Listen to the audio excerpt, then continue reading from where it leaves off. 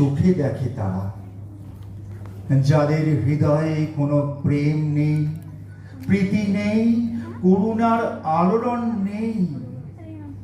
পৃথিবী অচল আজ তাদের সুপরামর্শ ছাড়া।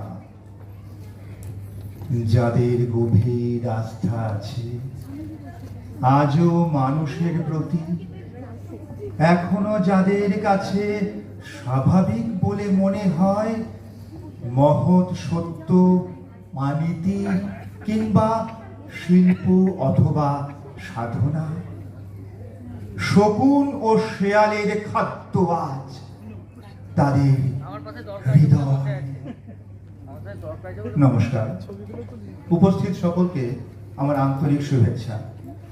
শুরু করেছিলাম কবি জীবনানন্দ দাশের একটি কবিতা, অদ্ভুত আধার এক এসেছে পৃথিবীতে আজ।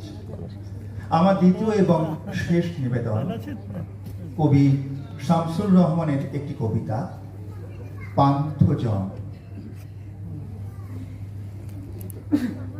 বহু পথ হেঁটে ওরা পাঁচজন গোধূলিতে এসে বসে প্রবীণ বৃক্ষের নিচে ক্লান্তি মুছে নিতে।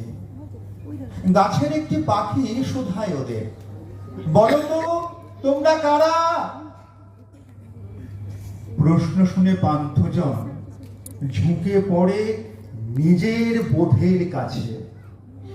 বলে একজন, হিন্দুত্বের প্রতি আজন্ম আমার টান।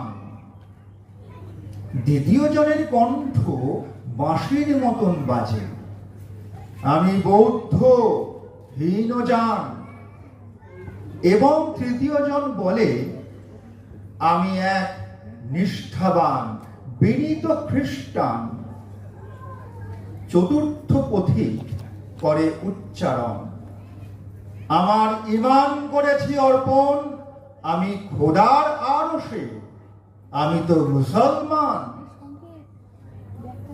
পঞ্চম পথিক খুব কৌতূহল বসে, কুড়িয়ে পতঙ্গ এক, বলে স্মিত স্বরে, আমি মানব সন্তান।